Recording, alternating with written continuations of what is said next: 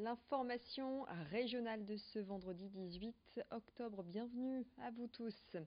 Circulation des TER perturbée en ce vendredi à la SNCF en raison d'un mouvement de grève inopiné. La CGT cheminot a appelé les conducteurs de train à faire valoir leur droit de retrait et à cesser le travail. Cet appel fait suite à une collision entre un TER et un camion survenu mercredi dans les Ardennes. Selon la CGT, le conducteur n'aurait pas été prévenu de la présence du camion sur les voies en raison du dysfonctionnement de la radio. Seul agent SNCF à bord du train, le conducteur aurait ensuite porté secours aux passagers alors qu'il était lui-même blessé. À noter également qu'une panne d'alimentation électrique a perturbé le trafic ce matin entre Lille et Rouen.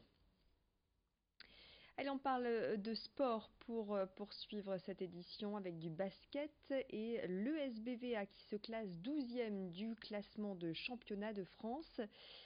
Si les joueuses de Villeneuve d'Ascq veulent rester dans le top 6 en fin de saison, eh bien les guerrières doivent se ressaisir. En ce début de saison, tout est encore possible. Lors des deux derniers matchs contre Lyon et contre la Vendée, l'ESBVA s'est incliné. Demain au Palacium de Villeneuve d'Ascq, notez l'affiche ESBVA Charleville-Mézières. Pour ce premier match à domicile, les Villeneuvoises comptent sur leurs supporters pour les encourager. Optimiste, Rachid Méziane, le coach, l'est également. Il est tout de même conscient de la difficulté de cette rencontre de demain. On a analysé le jeu de Charleville qui s'appuie beaucoup sur des tirs à 3 points, des tirs extérieurs.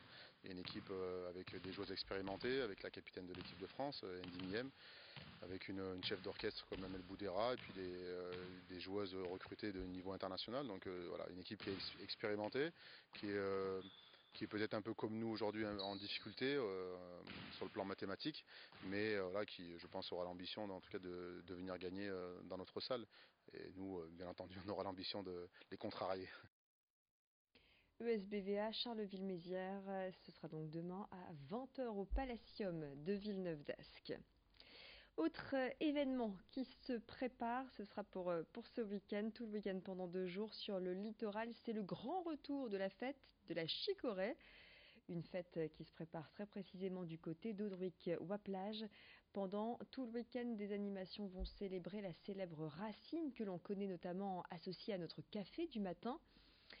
Et en présence des géants, la chicorée, cette racine qui pousse sur nos plages de la Côte d'Opale, va être célébrée. Vous le savez, elle se décline sous toutes ses formes, dans les boissons, dans les plats, à Vieille-Église, à Saint-Folquin ou encore à Offekerque. Visites guidées, expositions et dégustations sont au programme demain et dimanche, l'occasion de se régaler et de perpétuer une tradition régionale.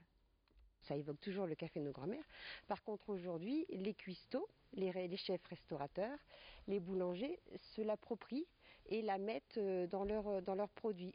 Et de plus en plus, on a des producteurs, des personnes qui font des produits de terroir et qui aiment bien avoir une déclinaison de leurs produits à la chicorée.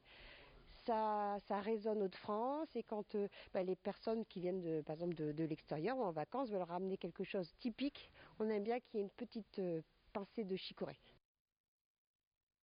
Je vous rappelle l'ouverture dès demain de la toute nouvelle exposition régionale. Ça se passe au musée des Beaux-Arts de Tourcoing.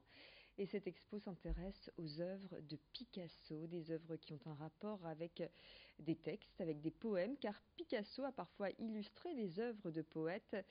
Cette exposition a été montée grâce au Musée national Picasso et présente des tableaux, des sculptures et des céramiques plus intimes de l'artiste. En tout, 150 œuvres. Picasso illustrateur, c'est le nom de cette nouvelle exposition au MUBA, accessible donc à toute la famille à Tourcoing. Après les tapisseries de Marc Chagall, après des impressionnistes, après des œuvres de Rodin, de Brancusi, après Chrétien d'Orient 2000 ans d'histoire, une nouvelle grande exposition. C'est ce qu'on souhaite effectivement tous les 2 ans, faire une exposition qui rayonne, qui rayonne pour le musée, pour Tourcoing, tout en étant bien ancré auprès des habitants, puisqu'on a une grosse action de médiation culturelle et dans l'exposition il y aura des parcours spécifiques, notamment pour les enfants. Retour sur la nuit du modèle vivant organisée au Palais des Beaux-Arts de Lille, la 10e édition. 2 à 3 fois dans l'année, l'événement permet aux visiteurs et notamment aux étudiants en art de s'initier au dessin de modèles nus et costumés.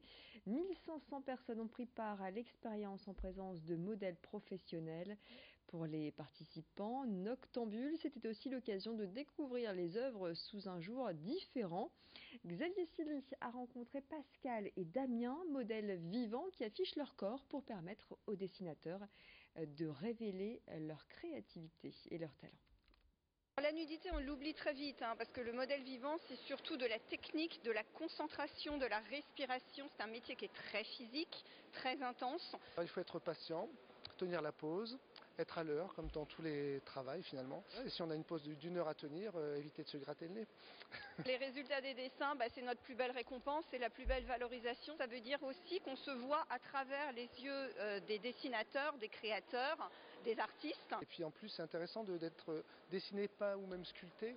C'est un petit peu comme si on était un peu immortel quelque part. Quand la statue de bronze reste chez quelqu'un pendant des années, voilà, on est un petit peu immortel. Allez, fin de cette édition sur votre chaîne d'infos. On continue tout de suite, vous retrouvez les prévisions météo, la tendance des prochaines heures. L'humidité sera-t-elle persistante encore dans ces prochaines heures? Vous saurez tout. Et puis dans le prochain quart d'heure, ce sera votre édition locale, l'information encore plus près de chez vous, dans la métropole lilloise et sur le littoral. C'est donc la fin de cette édition. Restez avec nous puisque vous le savez, l'info continue. À tout de suite.